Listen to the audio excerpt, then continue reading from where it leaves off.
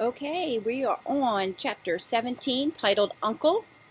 I'm coming to you today from my backyard, so you might hear some birds in the background. You might hear my dog barking. If she'll come sit on my lap, I'll even put her on my lap. Here we go, chapter 17. When they pulled into the fairgrounds, they could hear music and see the Ferris wheel turning in the sky. They could smell the dust of the racetrack where the sprinkling cart had moistened it, and they could smell hamburgers frying and see balloons aloft. They could hear sheep blatting in their pens. An enormous voice over the loudspeaker said, "Attention, please.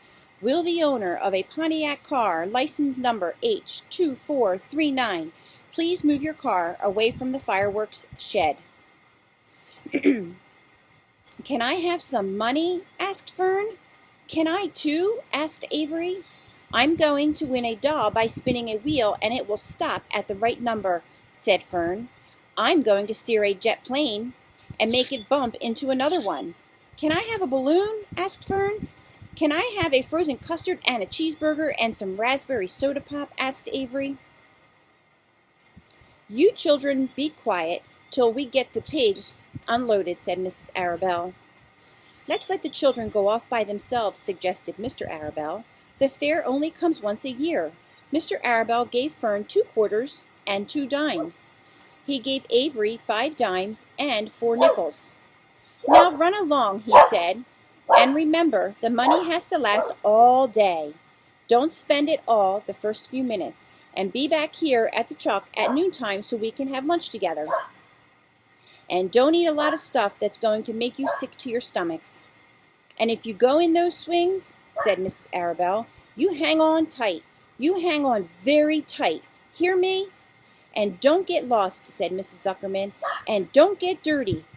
Don't get overheated," said their mother. "Watch out for pickpockets," cautioned their father. "And don't cross the racetrack when the horses are coming," cried Mrs. Zuckerman.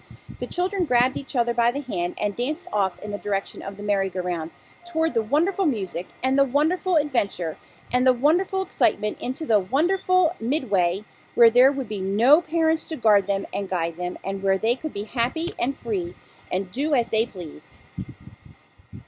Mrs. Arabelle stood quietly and watched them go. Then she sighed. Then she blew her nose. "Do you really think it's all right?" she asked. "Well, they've got to grow up sometime," said Mr. Arabelle, "and a fair is a good place to start, I guess."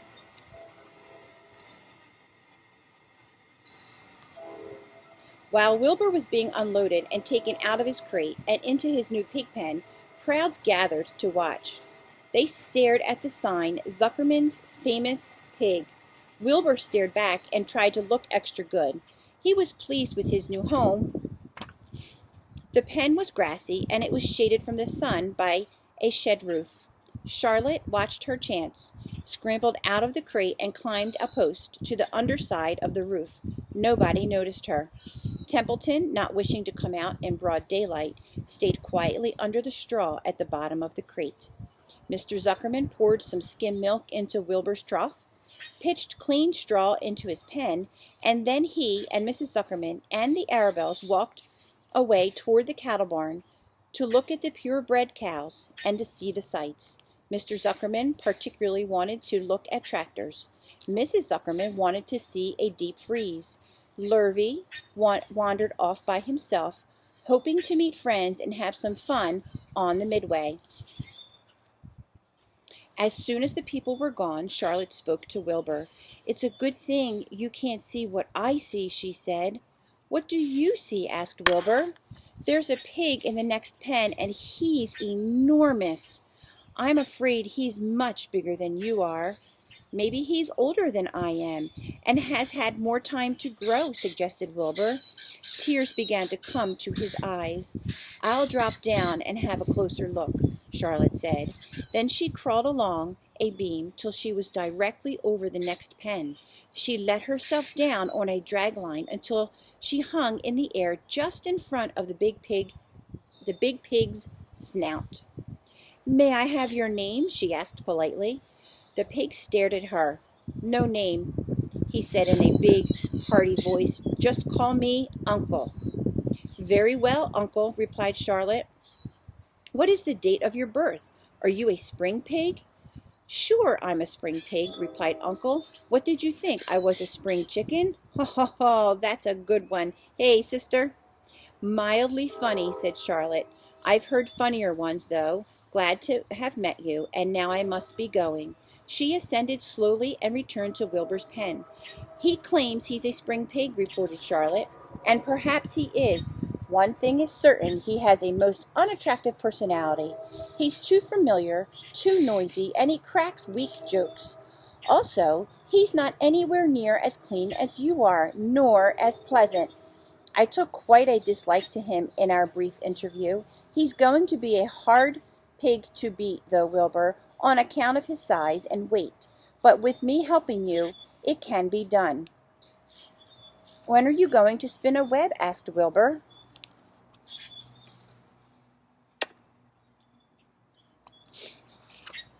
"This afternoon, late if I'm not too tired," said Charlotte. "The least thing tires me these days. I don't seem to have the energy I once had. My age, I guess."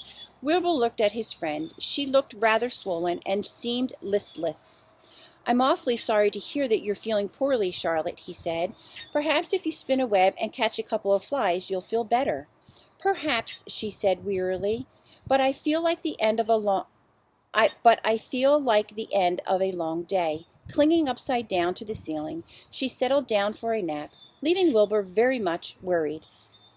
All morning people wandered past Wilbur's pig. Dozens and dozens of strangers stopped to stare at him, to admire his silky white coat, his curly tail, his kind and radiant expression. Then they would move on to the next pen where the bigger pig lay. Wilbur heard several people make favorable remarks about Uncle's great size. He couldn't help overhearing these remarks, and he couldn't help worrying. And now, with Charlotte not feeling well, he thought, "Oh, dear." All morning Templeton slept quietly under the straw. The day grew fiercely hot. At noon the Zuckermans and the Arabels returned to the pig pen. Then a few minutes later Fern and Avery showed up. Fern had a monkey doll in her arms and was eating Cracker Jack. Avery had a balloon tied to his ear and was chewing a candied apple. The children were hot and dirty. "Isn't it hot?" said Mrs. Zuckerman. "It's terribly hot," said Mrs. Arabel, fanning herself with an advertisement of a deep freeze. One by one they climbed into the truck and opened lunch boxes. The sun beat down on everything. Nobody seemed hungry. "When are the judges going to decide about Wilbur?" asked Mrs. Zuckerman. "Not until tomorrow," said Mr. Zuckerman. Lurvy appeared, carrying an Indian blanket that he had won. "That's just what we need," said Avery. "A blanket." "Of course it is," replied Lurvy, and he spread the blanket across the side boards of the truck so that it was like a little tent. The children sat in the shade under the blanket and felt better. After lunch, they stretched out and fell asleep. That's the end of chapter 17, titled The Uncle. Our next chapter is 18, and I'll be back shortly. Enjoy the day.